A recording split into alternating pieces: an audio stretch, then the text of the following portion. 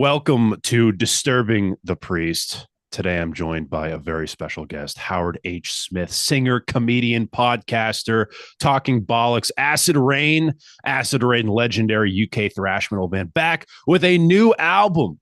May 15th, Days of the Week. Excited to jump Yeah. into that. And I'm excited to catch up with Howard. It's crazy, man. It's been 3 years since we've talked, which was just Yeah. awesome. And there's no correlation that I have you on 3 weeks after every Megadeth release, but here we are again. But, Mm, here we are. I guess it's just fate. So Howard, how are you? How are you, man? It's great seeing you I'm again. good. I'm good, mate. I'm good. And yeah, it's nice to be here. Just been working on the album. In fact, I've got half a song. I've got to drive down to Wales at the weekend, and basically do two verses, which will be the last of the recording for the album. And then, yeah, we're rocking. I mean, it's kind of like it's really weird the way we've put this one together. So it's kind of being mixed as we go, and like Jace flew back from New York to do this, and he's just like mixing. Well, he's recorded it, engineered it, and he's kind of starting to mix some of the songs that are finished. Um, Pete is zipping his bass lines over to him, and he's sort of popping them in as well. So the whole thing's coming together. It should be finished by the end of March. But the weird thing is, because I recorded to tracked drums but scratch demo guitars, so I don't even know what it's going to sound like at the moment, which is it's kind of cool. I feel a little bit like a kid on Christmas morning because I know all the performances are there, and I've heard like what the guitars sound like, but not recorded with them. So it's yeah, it's all just going to come together. So yeah, it's I'm excited. Very exciting. Now, walk me through that realization of wanting to do a fifth Acid Rain record, a fifth including Yeah. Moshkinstein. Yes. Yeah. Yeah. You're correct. You're correct. Because, well, we got Moshkinstein, The Fear, Obnoxious, The Worst of, The Age of Entitlement, and so, but including Moshkinstein, which is a mini album. We always call it our first album, so it's kind of like a sixth, really. But The Worst of is also a compilation. So Right. but it's still original material. It's actually material that's not on any of the other releases. Well, it's material that Um, was supposed to be on the follow up to Obnoxious, right? no, it's Really? material. Yeah, it's bits and pieces that we just never released. It's us fucking about, and that we did in the studio and we never put on record. Um, but it's also the original. It's the Moshkinstein demo is on there and all sorts. But we've then since put out more. We put out the Apple Core Archives, which was everything we had then. Then we put out the Acid Rain anthology at the same time as um, the Age of Entitlement came out, which is basically, funnily enough, I did an interview today with a Spanish magazine, and they said they asked me like, any plans to release any rarities? I was like, there's nothing to release. Everything is out there, The and cow is it's milked. yeah, it's all online as well, so you can get it. But back to your original question, um, it's quite simple, really. We talked about as far back as when Paul was still in a band, which is 2.5 years ago now. We were talking about what the next album, the direction it should go in. Um, and ironically enough, Paul wasn't really sort of on board with that. And then for various reasons, he was let go not long after that. Then and then going into 2024, we actually did a rehearsal where the lineup of me, Matt, Pete, Cookie, and Mark actually worked on two songs that are going to be on this album. But when I say worked, we didn't really get anywhere with them. I mean, literally one rehearsal. Um, and um, Matt and I started putting this album together just under 2 years ago, and it quickly became evident that the way this album was going to get put together was me doing a 2.5 hour drive down to Matt's, working with him, doing a 2.5 hour drive home, um, at least sort of once or twice a month. Um, Thursdays became our day of preference for anybody who's interested, and and we just we found a connection. We'd never worked together before, but like it was obvious after like one session that we were going to be work well together, and it's just been prolific. And one of the songs on the album was written from scratch in a day. Matt and I had nothing. It was we'd got to the end of he'd had some riffs kicking around, and we had nothing. And by the end of the day, we had a song, and I wrote the lyrics as we went, jumped up, put vocals on it, and then he put stuff together, and it was great. It was awesome. So to have that going was brilliant. But at the same time, um, towards the end of 2024, we ended up down to three members. And honestly, I can remember thinking, I don't know. I think I this thought crept into my mind for a very short time, which was, is this the time? You know, there's three of us left because, Mark said he was leaving, right? Okay, but and then Cookie leaving as well kind of came out of nowhere. And then all of a sudden you're down to, you know, three members, no drummer, which is key, because you can't fucking rehearse, you know. Um, and at that point, I was just like, "Ugh, what do I do about this?" And then I kind of snapped out of it, and I thought, no, fuck this. It's like I'm done with this. When I'm done with this, I'll decide when this is over. I will not have circumstance decide or play a role in it. No, I'm going to decide. And then I thought also, the work Matt and I have done would just never see the light of day, and I really, really wanted to to get this stuff out. So basically, it was uh, we'd already got the album underway. We started with one lineup, and then we're doing pre-production with a different lineup, um, and funnily enough, on Friday we played first gig, Darren's first gig, Johnny's second gig. It was an absolute ripper, sold out show in Awesome. Gravesend, which was a memorial show for a dear friend and fan of ours. He was probably the very, very first fan who became a friend of this band. He first saw us in 1987. And yeah, that was really, really cool. And funnily enough, our photographer, who we haven't worked with for ages, who did the pictures for the Age of Entitlement, was around. He came down, and we were going to have a session somewhere, and we turned up, and the dressing room, the basement, which is a dressing room of the venue. Last time we were there, it was a dressing room. Now it's a boxing club, and so we got to do our photo session for the new album in a fucking boxing ring. And I just Nice. thought, yeah, this is meant to be. So yeah, things are starting to click into place now. For a long time, it felt like they were falling apart.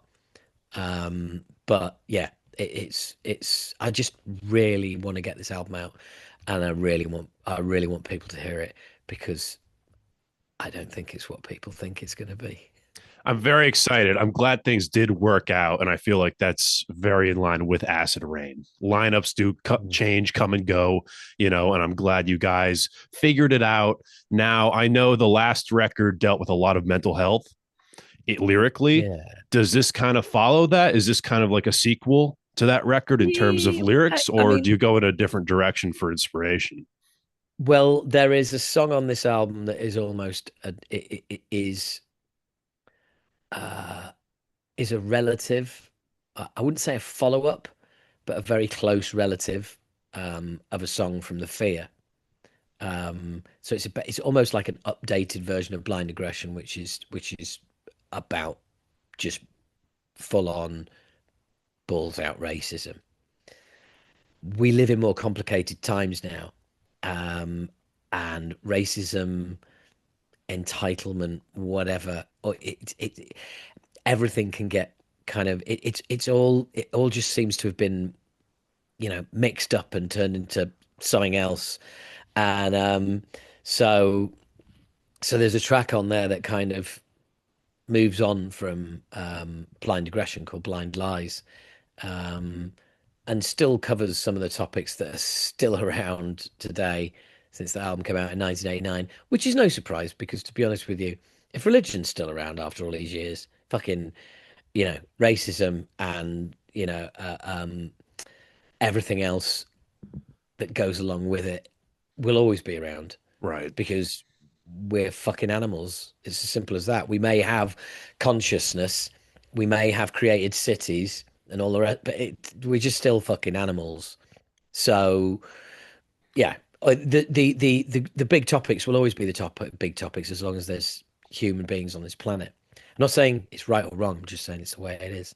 But so there's that. There is but there's various kind of topics covered, um, be it loneliness, be it people who moan about their age and just constantly don't see the positive side.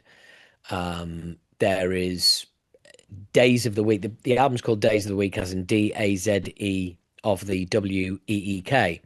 However, the title track is Daze of the Weak. And that's kind of what it's like when your head falls apart. Yeah, yeah. So is that kind of what Days of the Week is about? Like just the aging process and people who just can't handle it in a sense? Um, I think the thing is, I didn't set out with an overriding concept, Okay. but but I kind of found one. Um, there is a lot of mentions in songs about life being a river of sorts, and um, it's kind of straight. There's a song called "Center of Everything" which finishes the album, which again is about sort of turmoil, not really knowing where you are, um, and being a 20-year-old trapped in a 50-year-old's body, or but then there's reverse songs which is about where that's about you know 40-year-olds being trapped in a 20-year-old body. Those friends of yours that have been old since they were fucking teenagers. you know we've all got friends like that, and now they just moan about shit. Like some of them be like, oh yeah, I'm going to a gig but there's no way I'm going down the front. I'm like, why? Oh, at my age. It's like, but we're the same age. Well, it's just they've created this mental prison for themselves that has always existed. That some people are just old before their fucking time.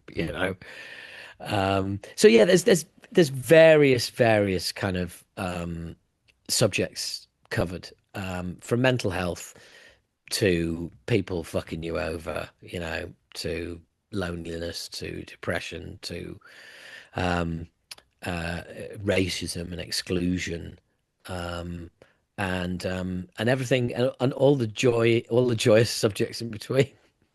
Of course. Yeah. Oh, and there is actually Acid Rain's first ever song about being in a pit. Great. Awesome. About time, Yeah, you know. yeah, But about time indeed. awesome. Well, that's very cool to hear because I feel like those are subjects no one really talks about lyrically. So that's really cool for you Hmm. guys to touch on them because it is something that everyone deals with all the time and people don't really Yeah. realize it, right? Like even people, I'm 27 and I feel older than I am. And I know people my age who are on both ends of the spectrum, feel older than they are, but like also feel younger, where they have like this 16-year-old mindset. And it's like, you got to Yeah. grow up. And then there's people who feel way too old and act like that. And it's like, you got to also have fun. You can't just be fucking miserable every But day. what nobody tells you when you um when you're 27 is that one day you will look in the mirror and you are 47 and you will not feel any different to how you feel now. It will be like that. And you will not feel any different. The person looking back at you looks different, but inside, nothing changes. Certainly, it's apart from time seems to tick by faster. It's kind of terrifying. You know what I Uh, mean? it- Like, I remember yeah, being a yeah. kid and looking at that and being like, when I'm 25, I'm going to like be a Mm, completely different person. And this is like me being like 13. When I'm 25, yeah, I won't yeah, even recognize who I am. And then I turn yeah. 25, I'm like, why am I still this person? You know? I remember in my 20s, a young footballer coming through, playing for England, making a real big impression. And I thought, wow, like when he retires, like I'll be properly fucking old. Well, he retired about 10 years ago. Yeah. And the weird thing is, like, yeah, it is a real strange one. It is a real strange one. But yeah, I guess um I I've always found myself being a writer that can sing, not a singer that can write. And I didn't find that out until I interviewed my hero, Fish of Marillion, or he was back in the day. And he mentioned that he was a writer that could sing, and I was just like, oh my God, that absolutely, like, yeah, that's that's been me all along. Um, so I take my lyrics very seriously, and um, I kind of see it as a like, I'm not married. I think it's a bit late for me now. I'm definitely not going to have any kids. Never had a parental feeling in my life. Um, every every album I leave behind is the equivalent of um, a child, if you like.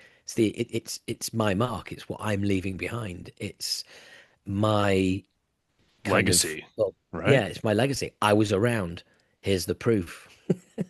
You know, um, and it's I've kind of been through a time in my life where I'm at peace with that. I think there was a time where I was possibly a little bit wary of that.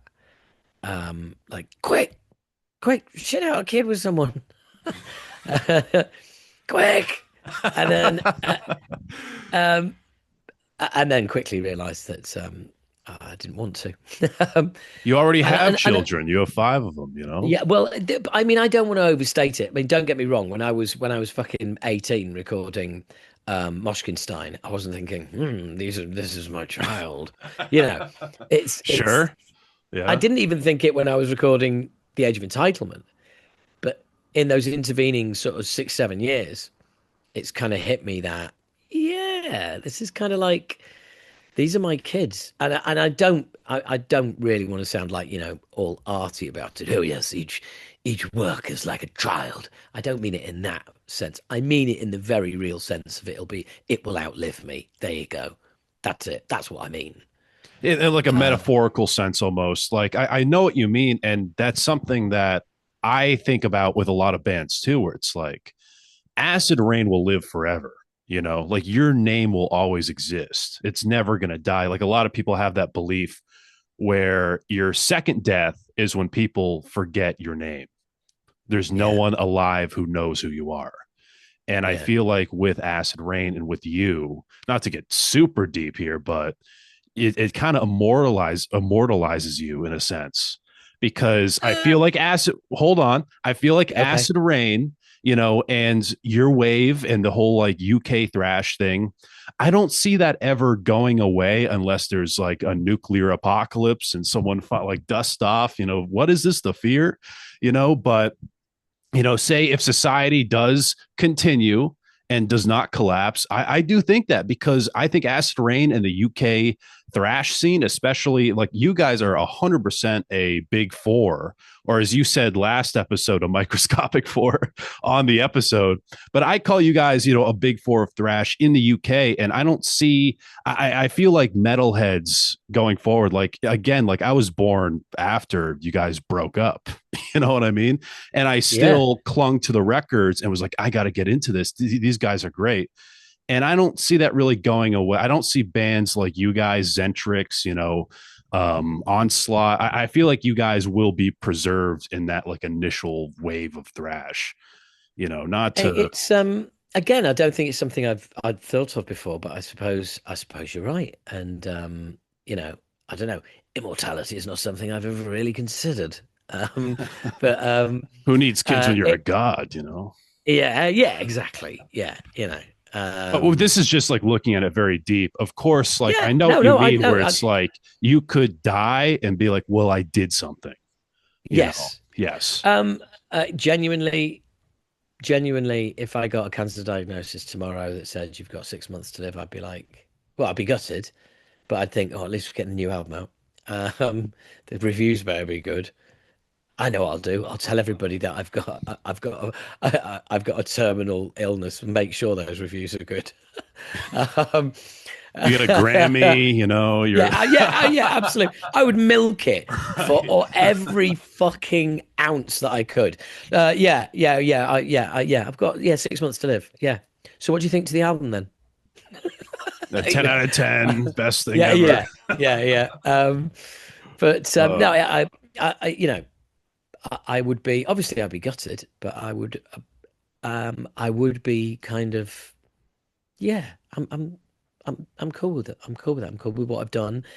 I know I know the 14 or 15-year-old me because last year was 40 years in the band for me. I mean, obviously there was a big chunk where nothing was going on, but I think um, I have thought more over the last few years about the origins because get asked a lot about it. Um, and I was asked recently, do you think 15-year-old you would have thought that Acid Rain would still be going now at 55? And my answer was, yeah, because I was a cocky little fucker, and I still am, you know. Um, but I'd be over the moon. I was just absolutely desperate to to to get a thrash metal band that Acid Rain, signed to a label, put records out, tour, um, and have an image that was more punk or punky, like metal, um, but not be a straitjacket and be able to kind of do whatever we like. And I think 15-year-old me would go, wow. Well, or rather 55-year-old me kind of goes, yeah, wow, 40 years on. Um, I think I think 15-year-old me would be happy, and I'm kind of proud, you know. that's really nice to hear. I feel like with Acid Rain, you guys have such an originality to the band. Like, it's not like there's a record where I listen to it, I'm like, oh, they just got the Black Album in the mail. Like it's very, Yeah, your sound is so unique to the band, and it just, I'm thinking about all this stuff because there's the whole new wave of thrash right now. I yeah, believe Exhaust is a band in your area. Thrasher yeah, Wolf is another one. Both I've had on the podcast, pretty good bands. And yeah, a lot of these bands, like Void is another big one, Morning High in the US. And a lot of it's like, wow, it's just like worship of these legacy bands. And it's like, yeah, is this yeah. what the That's cool. future of thrash is always going to be? Where it's like it looks at those legacy bands and it's like almost like a collective Black Sabbath tribute, almost, where it's like Yeah, I these mean, are the guys who started it. And this was when thrash was so new and anything could happen.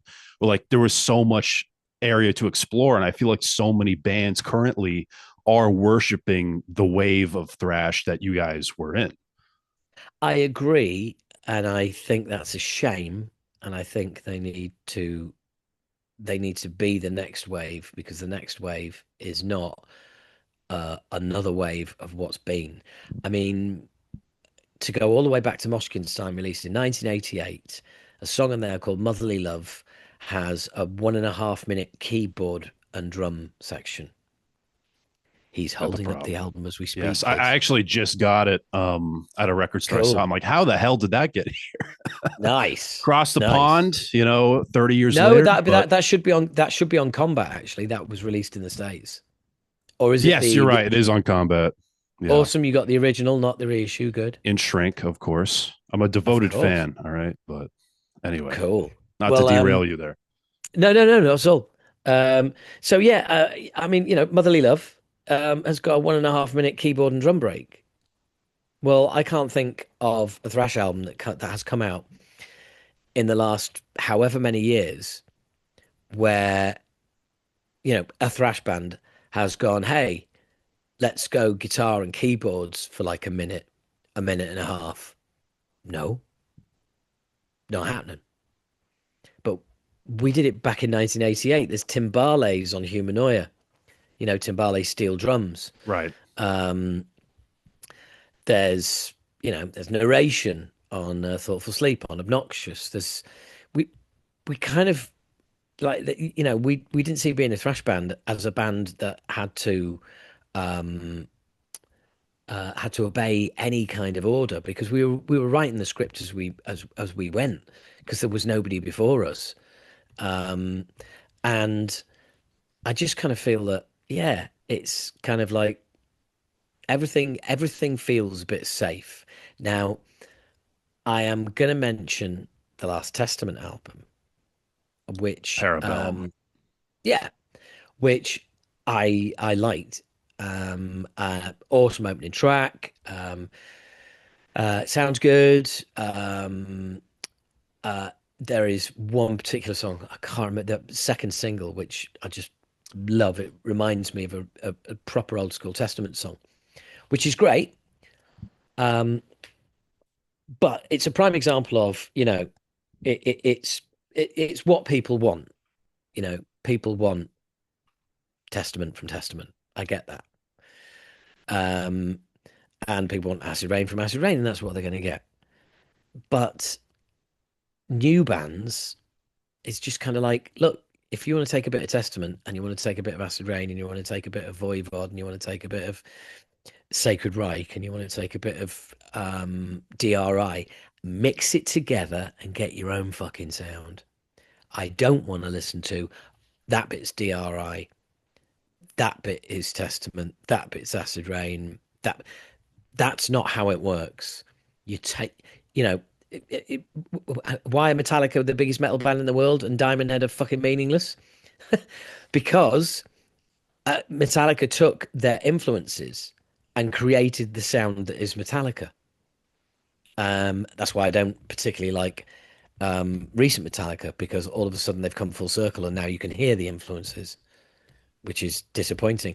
Oh, isn't that great, that Sabbathy bit in that Metallica song? No, it's not great at all. No, it's not great. The fact that you can point out that it's Sabbath, Or like Lux Eterna. that's It's like, oh, it's, new album. That's what it is. yeah, So it's yeah, like, yeah, yeah. yeah, exactly. Yeah. So yeah, I look, a big fan of thrash metal in general, and I care deeply about it, and that's why I want it to progress. I mean, Sacrifice Volume 6 is one of my favorite albums of last year. They put an album out every 12 years, and sorry, no, about every 16 years. The album is like, it's absolutely fucking brilliant. It's excellent. Yeah. Old school, but new school, up to date thrash. So if we're doing it and they're doing it, if you're fucking 20, don't be doing that, because we're doing it. Do something else. Do something new. Push the boundaries. You know, fucking whatever it is, whatever it is. Um, I've just, yeah, I care passionately about it, and I just want to see, I want to see thrash move forward, because it stagnated once already, and it went away. Yeah, and I agree with everything you're saying. And I think a lot of this reaction is because so many of these bands are going away. Megadeth, for example, Slayer, and a lot of these, like, 16, 20 year olds are like, well, we got to bring it back, and that's kind of the mindset, from what I've picked up from it. Yeah. I tell you what, you've But got to have some fucking ego to be in a band to be in a band and go, oh look, Megadeth are retiring.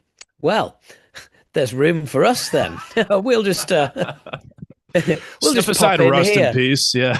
Yeah. Don't worry, everybody. I know Megadeth are going away, but don't worry. Me and my mates, we've been practicing a lot. Right. And there's so many bands that, like, I see them and it's like, wow, it's just like they're cosplaying Metallica. And then I'm Yeah, like, yeah, well, let me yeah, check out their album. And I'm listening to the record. I'm like, why the fuck am I not just listening to Kill 'Em All right yeah, now? yeah. It's like, it's just the Also, same thing. yeah. But also, I think that I do feel sorry for bands now who basically you grow up in public. Although one band recently, this really annoyed me. They had merch available but no music, and I was just like, for fuck's sake, guys, fuck off. I haven't heard that That in any yeah, genre yeah. happen. In England, we call that putting the cart before the horse. Oh, Yeah. which is Um, spit takes. And but I do feel sorry for bands who were literally like they grew up in public. So I was talking to a band, I can't remember who they were. Their very first song, they put it on YouTube, and I'm like, fucking hell, I would never have done that. But also, I know times have moved on. Like I didn't allow people to come and see us rehearse till we'd been together about 2 years. I didn't let anybody come and see me do stand up for about 2 years Yeah. because it's like I'll be the judge of when this shit is good enough for you to come Let and me see. bomb 2 years in private first, Yeah, yeah, absolutely, musically and comedically, Sure. and and whereas now I think I think that's a completely foreign idea to people. It's like no, oh, I just got two laughs, put it on Instagram. Oh, we've written a song, put it on YouTube. And that's the world we live in, so I get it, and I think that's really hard because the other side of that coin is you either get all of your mates going, oh, it's great, what a really cool song, oh, this is great, or you just get people who find it and go, Jesus Christ, never write anything ever again, you are shit, this is absolutely fucking terrible, has no redeeming features. And you basically get your ass is kissed by your friends, absolutely torn apart by anonymous trolls. And it's like, wow, yeah, where's the reasonable feedback? Who helps these bands grow? Who helps them, who gives them songwriting pointers? When you've just got either total praise or total criticism, and there's nothing in between. Right. Exactly. And maybe the band is bound to be good, but they're just tuning up. They're just figuring out the chemistry, and then they Yeah, put something out. Everyone's like, oh, it's shit, and they're like, well, this band's over. It's yeah, like, just take some time to figure it out. A lot of bands feel pressured to, like, just shove it on YouTube or Spotify, which is insane to me. yeah, There's some Spotify metal I've heard from, like, a lot of these new wave of thrash bands where I'm like, why did you upload this? yeah. I It's agree, so and I easy think, now. but the thing is, I think we were really lucky back in the day. I think why we got signed is because there was no live scene, so all we did was rehearse every Sunday and improve our songwriting skills. When we got bored of a song, we ditched it, and we were literally just churning songs for about 3 or 4 years until we recorded the Moshkinstein demo. I remember sitting with Martin Hooker in Music for Nations office when we went down there, and he just went, "It's just head and shoulders better than anything I've heard any English band do, like thrash wise." Just yeah, and I think it was because we spent all that time um, just working on songs, working on material, and not playing gigs. The idea right from the get go, the idea wasn't let's like write three songs so we can go and do a gig, so we can go and be stars, so we can go and jump on a stage and play. Like it was always just write songs, write songs, write songs, write the best songs that we can. And it was just constantly churning material. And because we didn't, I don't think any of us were even bothered about doing a gig because there was no chance of doing a gig. It was just like that, so the focus was just always on writing, the next song and making it better than the last one you wrote. Yeah, well, unfortunately, that concept doesn't really exist anymore because a lot of bands get together now and it's like, okay, we're all here. How do we blow up on TikTok? How are we going to do it? What's the mindset there? Where it's like music's kind of third on the list, and it's funny talking to some of these bands because they're all stressing about like, how do we get that social media presence? Or Everybody wants to take the elevator. Nobody wants to yeah, take the stairs. where you have bands who are actually kind of good and they don't have that social media presence, but the music has spoke for itself, where they won all these battle of the bands competitions. People are going to their gigs and they're going, holy fuck, you got to see this band. Where Yeah. the other bands at home, scrolling, being like, all right, what's trending right now? It's like, it's, I don't know, people are trying to take the fast track for sure. Yeah, but I think that the beauty of it all is that you just can't, you know, you just can't. I mean, I wouldn't say I know, but I certainly know of some members of Sleep Token, and oh, they have done a shitload of stuff that you just wouldn't be aware of because no one knows who they are apparently. But yeah, I mean, they have fucking they've got where they are by a ton of failures. You know, there is no cheat sheet even now. You know, there is no cheat sheet. There is no way of gaming the system. Force people. You cannot force people to like your stuff. It's a bit like viral videos. Basically, nobody knows what makes a video go viral because if they did, every video would go viral. It's impossible. You can you can try, you can put a billion things in place, and it still doesn't go viral. It still doesn't catch fire. And then something that nobody's paying attention to goes fucking mental. And we still have that. We haven't been robbed of that by AI yet. Not We yet. still Yeah. have that. We still have that innate human unpredictability about us where, yep, like something's blown up. No one saw that coming. Yeah, You know, I assume we're not getting any AI art for the new Acid Rain record. Right. no, the art is done. Yeah, it looks Um, great. Is and that it's the same art that is used? You kind of zoomed in on it for the Facebook profile picture, right? In the tours, yeah, the dates you're doing. I love it. yeah, It's like it yeah. looks painted almost. Yeah, yeah, and there's all sorts of Easter eggs in it as well. So you'll be able The to apple, pick of through. course, right? Yeah, it was great because what made me laugh was everybody was going like, "Oh, look, the apple core is back, apple core forever," and it's like, yeah, none of you noticed that the apple core's on the floor and the worm's dead. Yeah, But right. Yeah, I'll just yeah, minor detail. I'll leave you with that. I'll leave you alone if you want to get excited. yeah. But Did you have like a vision for the artwork? What did that look like, or did you kind of yeah, just let the yeah? So what was that yeah. like? Well, I don't want to give too much away Okay, because um, I'm more than happy to tell you off. In fact, I'll show you the whole artwork because it's a gatefold. That's only one piece of it. Um, and the CD will be a poster booklet, so you will actually get a poster of the artwork. Um, so it's worth getting the CD, kids. cool. And it'll be a gatefold single vinyl, and it'll have the whole cover, and it should look way cool. So yeah, they're very clear concepts in mind, yeah. And yeah, I'm really pleased with the way it's come out. Awesome. And just to kind of circle back to that last topic, I just love to know your Mhm. thoughts. Like what's your view in of like AI in album art? In album art, it's just fucking awful because it looks like AI.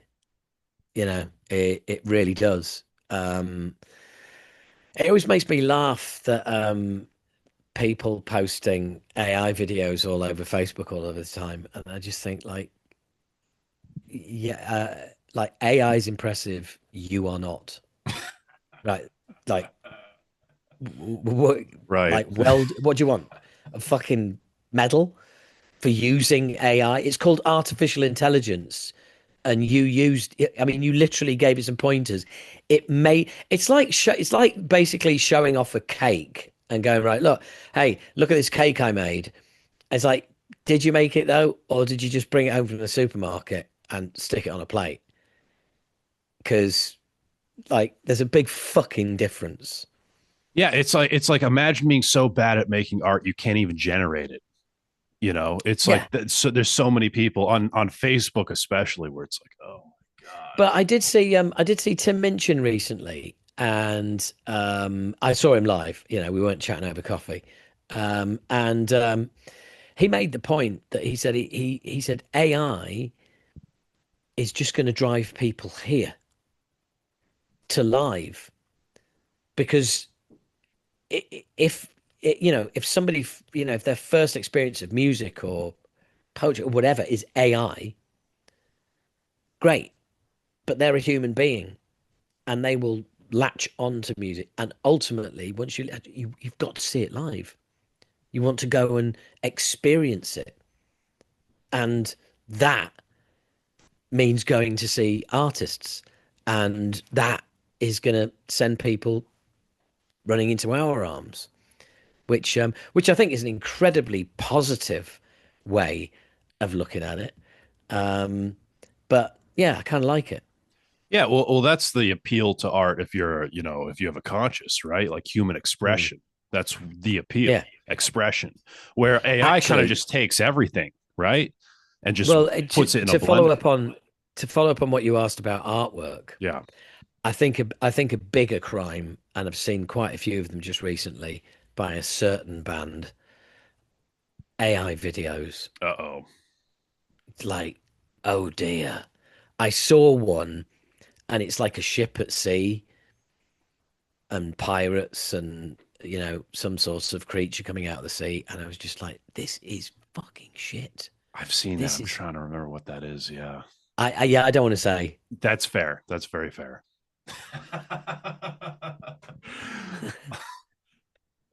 um but they're German, um, released an album last year. yeah. Yeah, right. And Megadeth too. I feel like I'm not trying to get you to talk Oh, about Megadeth, but for the music videos, it's like all AI. And it was brutal to find out the band is ending from an AI Vic Rattlehead. That's how I oh, found out. That's how they oh, announced it. And it was like, dude, wow, that is like a double kick in the balls. That's a kick for dude. every ball. I just wish this is a very good line. I like that. Um, I just wish that the video to "I Don't Care" was AI, because it is one of the most embarrassing pieces of dad rock I have seen in my fucking life. And what sums that song up is I played it to somebody, and the first time and they were sat next to me, they hadn't seen it before, and they turned to me and went, "Is this a cover?"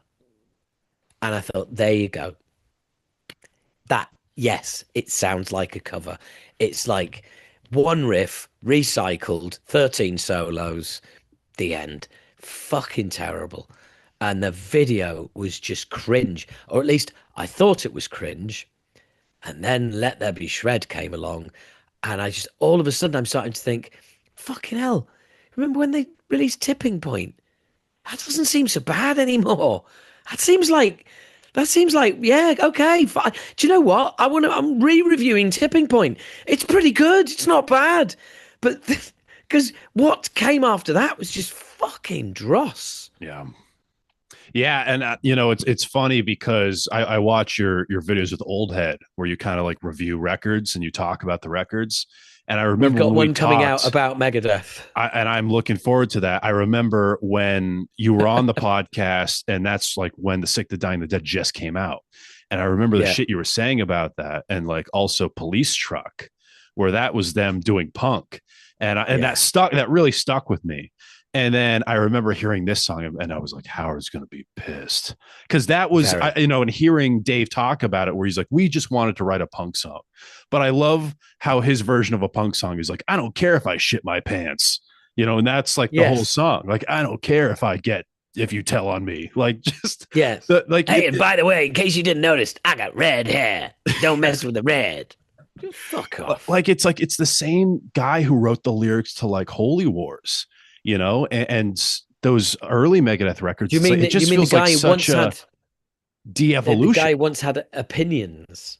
Right. Because he's definitely knocked the corners off his opinions on this album. This was something actually I was chatting to Steve about Old Head when it's out next Monday, actually a week today. And uh yeah, he was saying it's like it's almost like he's knocked the corners off all his opinions, and everything's quite vague on this album, which is a really very savvy observation because yeah, it's just it's there's no, what do you mean I don't believe in God? There's none of that going on. It's all really woolly, and I just can't help but think that Dave's thought, given how polarized the political situation is all over the world, but especially in North America, I don't think that he wants anything about this album stopping people buying it Yeah. because it's like last hurrah. Oh, and by the way, Dave says we might get a solo album in the future. Fucking hell. Every Megadeth album is a solo album, you cheeky bastard. That's what I was saying. The same thing. It's like this is your solo career. You know what I Yeah. mean? And it does feel very financial. Like even Ride the Lightning, everyone's like, it's full circle. We're full circle now. I'm like, I feel like I don't know. It seems very financial. It seems like a grab financially instead of Yeah. like I have Lars on my mind right now and Ride the Lightning, and I think I'm going to pay homage to it. It feels Guys, like a yeah. grab. It really does. Guys, I think we should do some gigs with Metallica to bring it full circle. That'd be really cool. Hey, Dave, what about getting some members who played on like 2 or 3 albums ago? That's not really relevant. No, it's way more relevant to do gigs with a band who kicked you out 40 years ago, isn't it, mate? That you've never got over. Fuck off. None of it makes any sense. Right. And the song Another Bad Day was like something that stood out to me where it's like the whole lyrics are like your life sucks. You're out of zins, you lost that Kino. That's the whole song. And I'm like, this is like on the final record. It's so like depressing. And there's so many songs like that. It's like, Yeah. where is like the self-reflection? And we got like one song of that, really. Maybe Hey God, you can argue, but I don't I know. mean, this is Megadeth by Megadeth, last album, final calling card. Um, and um, yeah, just a huge disappointment, really. Yeah. Um, now, but then again, it's it's art, and I've spoken to some people who like it, really rate it. They're wrong, obviously, but there are people who do like songs off it, like the production, which to me is just beyond thin. It is just really fucking fake.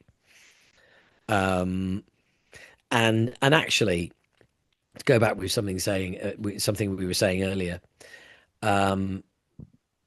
one thing that I really like about Exhaust, for instance, was the production. I really like the production on their demo, and I just think thrash bands are falling into the laptop metal production way too much. The album You is know, very pro tooled as well. yeah. Well, Pro Tools is fine. I mean, we're using Pro Tools for our album, but all of the sounds are organic. The guitars are the guitars, as in a cab, mic'd up. That's the guitars. Same with the bass. The drums that you will hear are Johnny's drums that he hit with his hands. Now, you put it all onto a Pro Tools grid because it's all got to be like synced just right. And the reason that has to be done is because everything you listen to is done like that. And if you don't do that, It will literally throw you off. You know what it's like you can't fuck with the three act structure in a movie. And when you do, you're watching a movie and you're going, this feels off. That's because they've broken the three act structure. For somewhere along the line, they fucked it. That's why that movie is tonally all over the place and will never be any good. And so you kind of you have to put everything on the grid, but you can put organic sounds that people actually played onto the grid. It's essentially Pro Tools is just a way of basically putting everything perfectly in time. But it doesn't mean that you have to just plug your Kemper straight into the desk and use digital lifeless tone. You know? Exactly. And it's like, it's one thing to use Pro Tools, which is like industry standard to use, but it's another thing taking every snare hit and digitally aligning it, to give a sound you want, which just, it comes off so stale and robotic. And it's like, I don't know. That's not why I listen to thrash metal.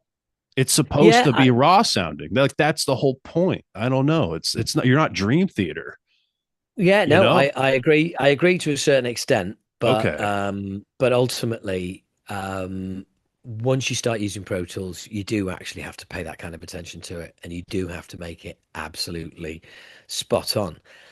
That is not the laptopification I'm talking about. What I'm talking Okay. about is you can so basically it's all organic instruments. You stick them on a grid, you line it up, and that's how essentially our album's being made. Other bands are using the grid, but all of the drums are samples. So each drum is replaced with a sample of a drum. So literally they'll mic them up with triggers and the drummer will play the drums and you're not going to hear any of that. You're not going to hear those drums. You're going to hear samples. It's essentially electronics. Cool. Yeah. I mean, still samples of real drums, but they'll be replaced. Yeah. So, It's, yeah. um, Okay. and the bass will not be a bass tone that's been generated by an amp and a cab and a really cool. No, that will be setting number 14, Awesome.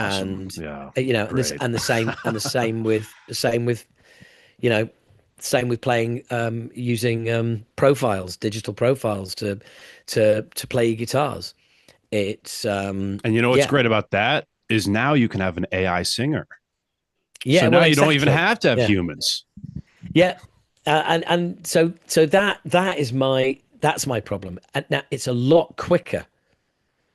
It's a lot quicker and a lot easier to do it that way and cheaper. Um, and yeah, I mean we're spending on that we're spending on this album more than our fucking label is giving us. We're putting in as well because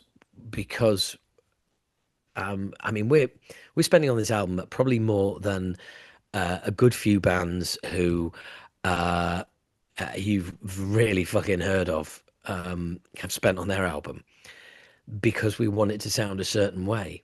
The Age of Entitlement sounded the way it sounded because that's the way we wanted it to sound. That's the way Jace works. That's the way we like working, which is basically analog.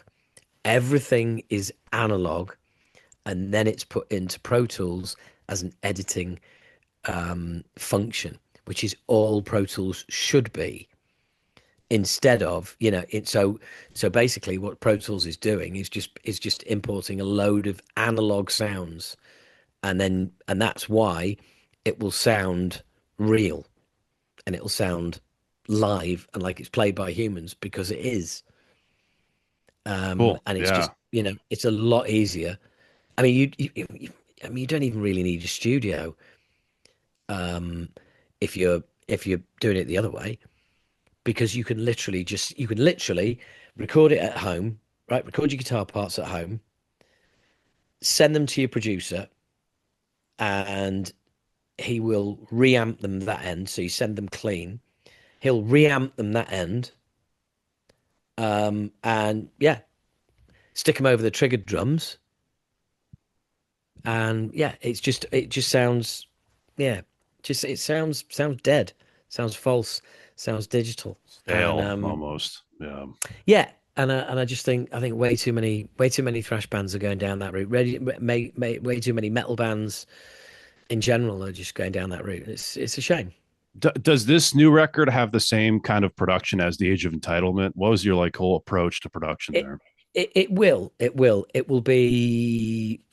I think it'll be probably slightly rawer than Age of Entitlement, and that will suit the the songs because the direction that we've gone in it is different to the Age of Entitlement.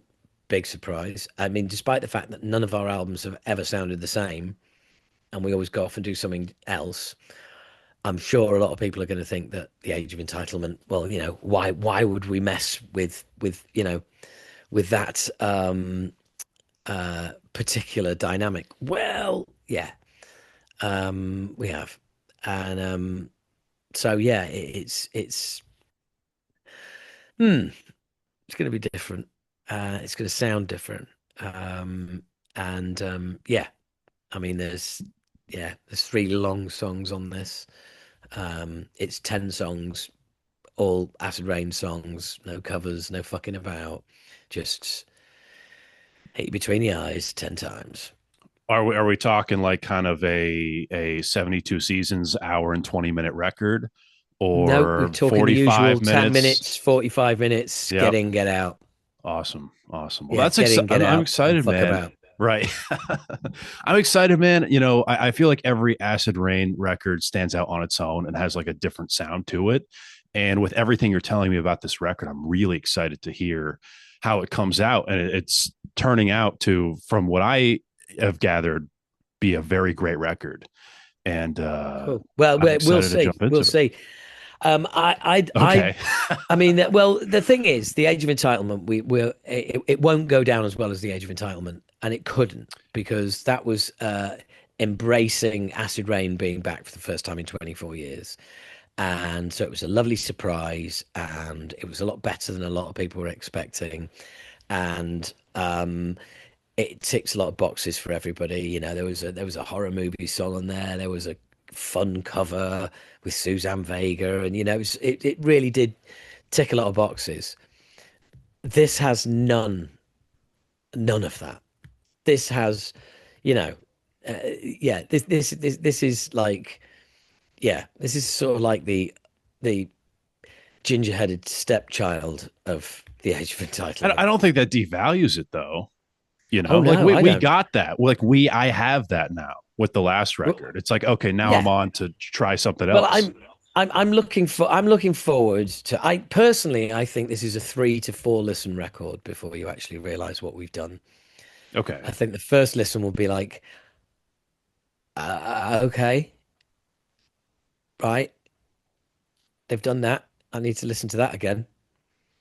Second listen, oh, I like this the first time out. Oh yeah, I like this one, and I like this one, and I like this one. Okay, that's three. That's three for me to hold on to. Third listen, right, those other ones are like kind of interesting. Fourth listen, right, yeah, no, I'm starting to get it now. Right, yeah, this like now I've reset my brain. I get it now. I feel So like that's kind of how I felt with Obnoxious, where there was just so much yeah, to it. Where like every listen, yeah, it's like, oh, I see, I get it. Okay, they're doing that. That's very interesting. Where it was just so much at once, and then I'm like, yeah. okay, this is like my favorite like Acid Rain record now. Me too. Where yeah, I see that this could kind of follow that same idea of like you really just have to sit with it, Yeah. and see where you guys are coming from with that I'll album. I mean I'll let you into a little bit more when we're off air. Yes. Okay. Yeah. Yeah. Yeah. Yeah. But We won't give too much away here, but yeah, I'm very excited. You guys have all great records, so I'm always excited for a new record. And thank you. hey, I do have to ask, like, how's comedy?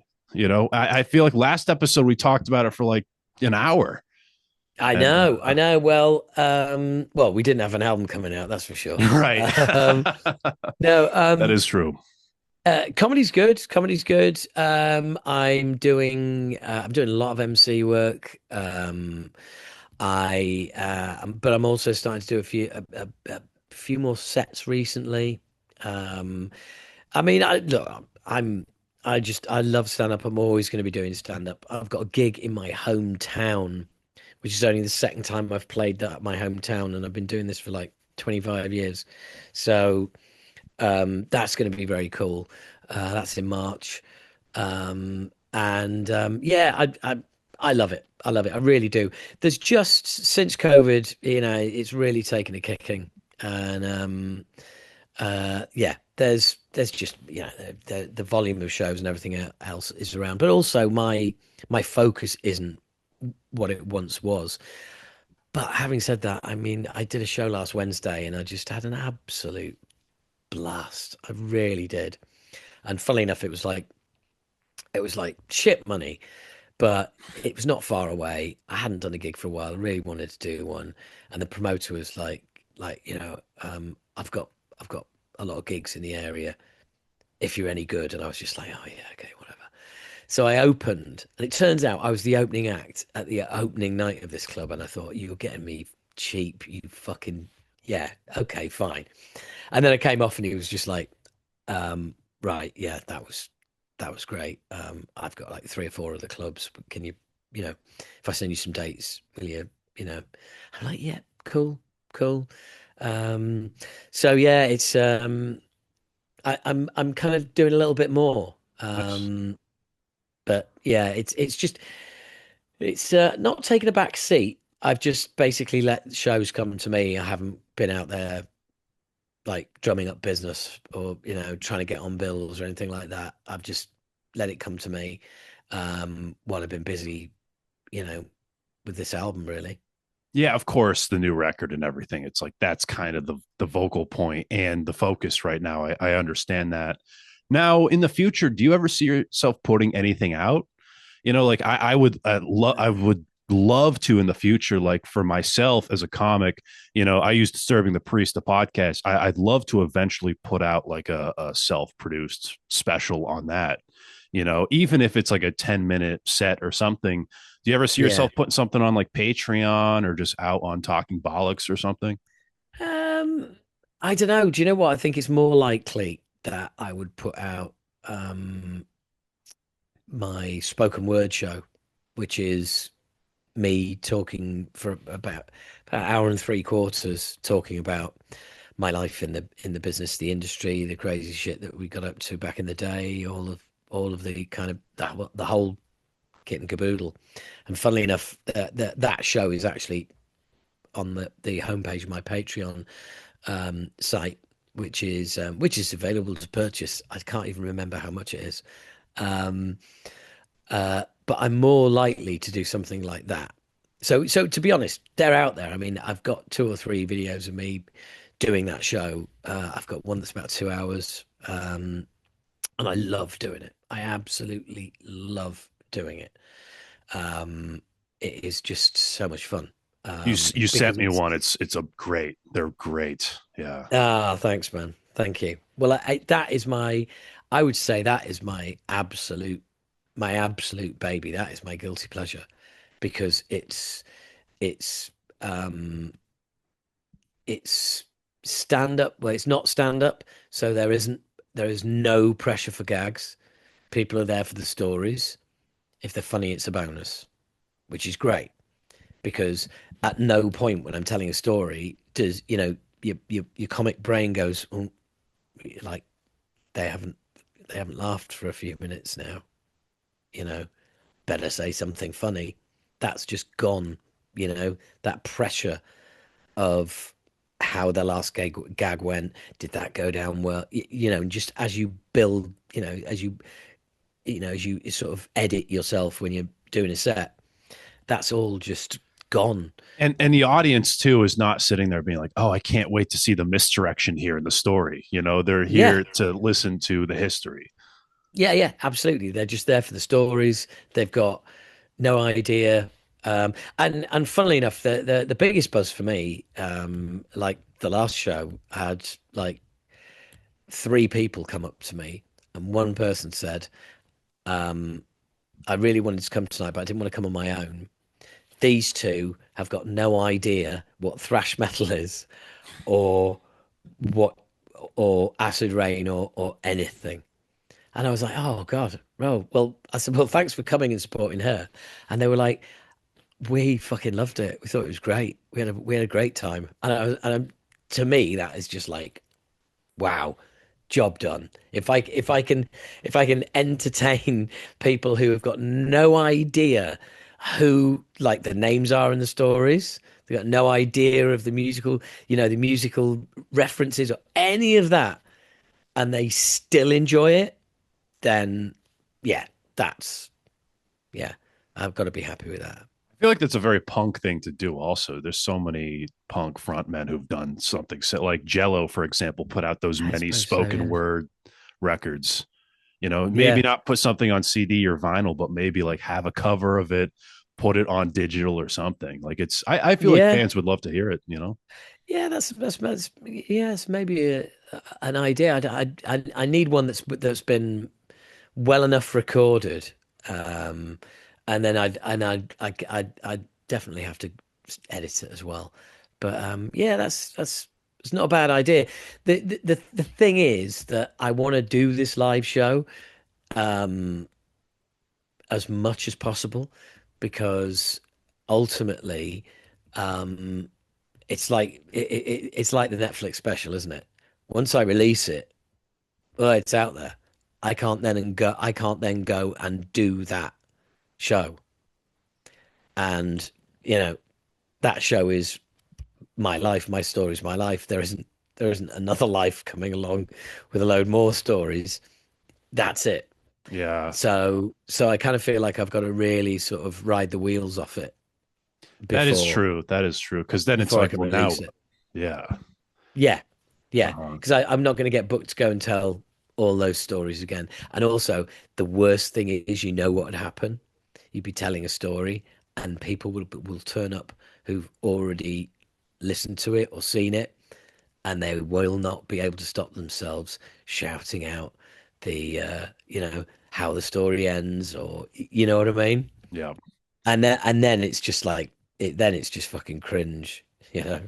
Yeah, and when you have that at like a global scale now, it's like why even do this? And then don't want to be like, all right, here's the B-side stories now for everybody. Yeah, yeah, exactly. Yeah, yeah, yeah. Here are the DVD extras, Yeah. the special features. Exactly. Well, Howard, thank you so much for being here, man. It's been Oh, great it's an absolute catching pleasure, up man. and everything. And I kind of just want to give you the floor, in case anything I missed. What's the future of Acid Rain look like? And what's the best way for people to like stay in touch with the band? Cool. Well, first of all, don't go anywhere once we're done. Um, and yeah, look, Instagram, Facebook, which is because we're an old band, so like Facebook is where our crowd live. But yeah, we're on Blue Sky, Twitter. I'm not fucking calling it that No stupid X. other Yeah. thing. Um, Yep. and yeah, Instagram, Facebook, yeah, Twitter, Blue Sky, and YouTube. We have a YouTube channel, Acid Rain TV. Yeah, and I mean the theory is that you're not going to be able to avoid us come May 2026, because there's going to be all sorts of shit coming out. Yeah. And Can yeah, I you'll be can I sick and ask tired of this? us. You did do a documentary for the Age of Entitlement. Is there going to be one surrounding the new record, or is that to be No, announced? Okay. yeah, no, I doubt it. We've got like random little bits of footage, but certainly not kind of documentary style. There's just yeah. All the The budget, answer all is the no. efforts going into the record itself. Yeah, pretty Yep. much, pretty much. Yeah. Well, I'm excited for it. May 15th, Me too. right? May Yeah. 15th, days of the week. Very excited. And check out the band going on tour in June. Thank you Very very much. exciting. And Howard, always great talking to you. I'm Brandon Battick, and this has been Disturbing the Priest. It's death! I've just seen death!